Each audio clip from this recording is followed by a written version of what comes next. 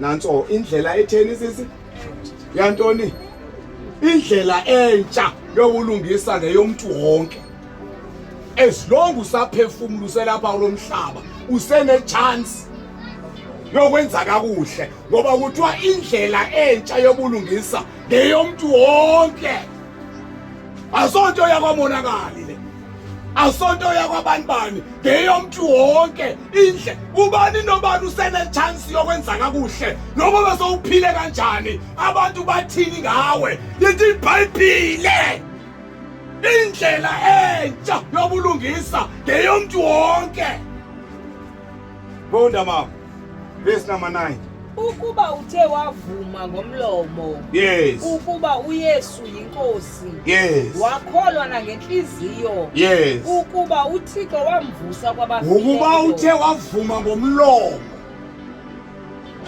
wakholwa ngenhliziyo ukuba uThixo wamvusa uYesu kwelabafileyo wosindiswa indlela esingena ngayo kungoba sivume ngomlomo sikholwe ngenhliziyo hayi uyabona msasa siyafuneka siqalise into eyinsindiso ngoba bonke abantu basindisiwe kule mihla hey uyavunywa uYesu uvuma ngomlomo ukholwe ngenhliziyo uthi usindiswe libe lithi iBhayibhile ngokondivumayo phambi kwabantu nami ndamvuma phambi kwabantu. Now the day ke ngokuvumayo uthi inkosi uYesu ndiyakwamkela njengenkosi nomsindisi ayaqinywa amatyala thetha mina noma zingane siphuma apha kule ndlu xa sithi shiyela bayidrive ndibethwe imoto apha ndibe ndamkela uYesu apha ndibheka khona manje ngoba amacala am athinyiwe noma ndandibulela umuntu noma ndandidlisa umuntu noma ndandithakatha umuntu ndithi indlela entsha yokulungisa ngeyomuntu wonke uvuma ngomlomo ukholwe ngenhliziyo ukuba uThixo wamvusa uYesu kwelabafileyo uthi usindiswe malibonke ayifani nedimoni malenda amadimoni awazi noba ngena nini omnye uphuphe sidle ebusuku avuyehlafuna kanti ungena amadimoni ngomso dokuthiwa hey sekele into ezithethayo apha kuye uba zangena njani akayazi naye mazangena njani kodwa uYesu lithi uvuma ngomlomo ukholwe ngenhliziyo uba nobani uyasivumela haleluya angene ngaphakathi haleluya qhubezela le verse athi noma le verse yasukela emanti manje le verse ngande yaqala ukuyiva funda lo verse number 9 ukuba uthe wavuma ngomlomo ukuba uYesu yinkosi wakholwa nangenhliziyo uvuma ngomlomo uyiconfess lento yabona nje amantombazana akaqoma ayayazi lonto le ukuze umfana abe negunya kuwe abe uqale athi uvume lento akayithethayo hayi ngiyakuthanda hayi ke nami ngiyavuma uzawubona ke ngokugunya zabanana phezu kwakho uzawufika ukubetha nokubetha ekuteka nokuteka because unikezwe nguwe igunya nalapha ke ngokuvumizwi yavunywa inkosi hayi ndiyayithatha inkosi ndiyayivuma malibonke igama lenkosi uyavunywa ndiyavuma ngam Nkosi haleluya ukuba uthe wavuma nalibonke igama lenkosi wanyanthi ndicela ucela mina ke ndiwabone napha idlali midala kudala yabona kasho usikhothele sarhuqa ijipsi zakhe mane zakuwe nje hayi bo ndiyakuthanda udani sezawubona hayi yathula nje phinda mane kuya hayi bo laa nto bendiyithethile wathi hayi sezabona hayi yathula the day walikhupha wathi hayi ndiyavuma watsha uvumile ke ngoku uzawuba negunya kuwe malibonke igama lenkosi amagama bekade engakubizi ngawo uzakubiza ngawo ngoku nawe isasibhanje ngoba umvumi uthetha unothanda lenkosi ke ngoku noYesu uyavunywa uvuma ngomlomo ukholwa ngenhliziyo. Ubuye uThixo wamvusa uYesu kwelabafileyo. Yavuna inkosi. Lisho litshintsha amadoda izolo lomuntu. Lithi iBhayibheli nxa ufuna incwadi yaseKorinte chapter 9 lithi ke haleluya. Ububani kuKristu Yesu. Usisidalwa esitsha. Jongani izinto zakhe zisuke sabantsha.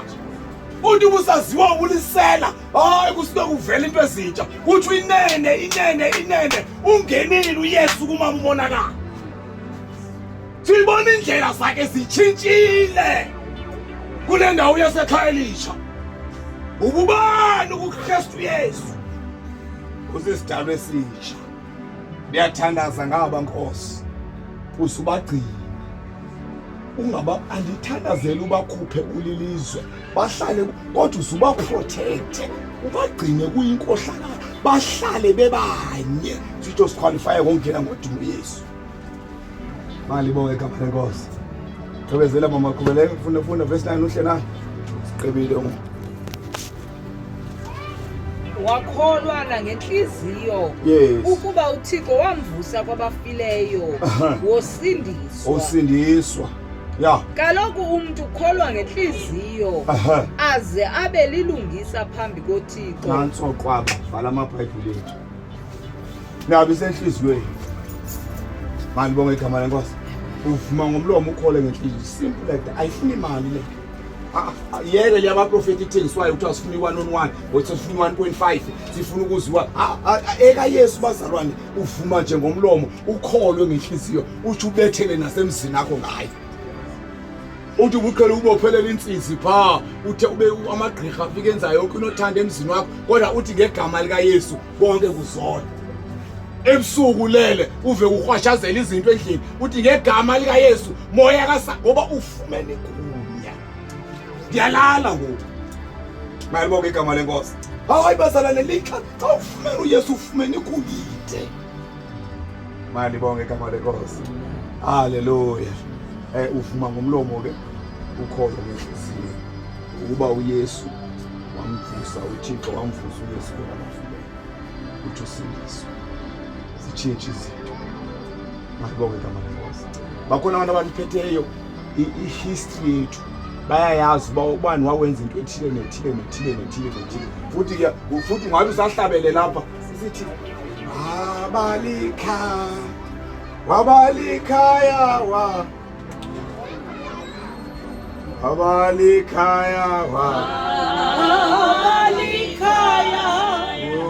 wene nenkosi ya usavutha uthi bhe alekule ukuthi umuntu ba hayi umuntu uphakamisa amehlo uThixo nakuba zawuthi bana uzotshona ukuthi wabalikhaya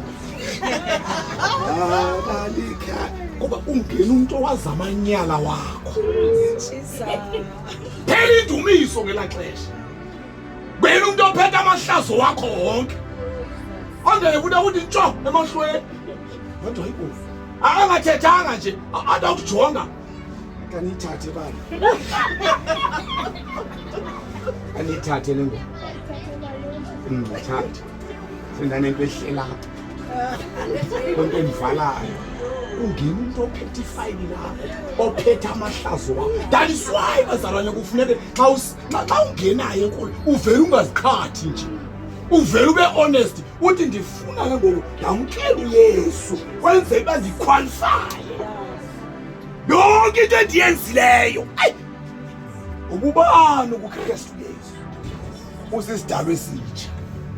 Mali bonke igama lenkosi sifuma ngomlomo ke sikholwe ngenhliziyo.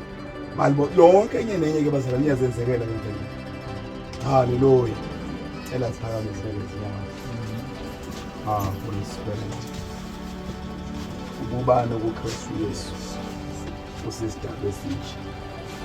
Unyaka usaqala nje unyaka usaqala vele sizibisele bayibona kulonyaka ufuna vele liphile enye impilo ngifuna ukuphila enye impilo cela abantu abanavuma wakathandaze baba siyabonga sibonga izwi lakho Thixo wethu.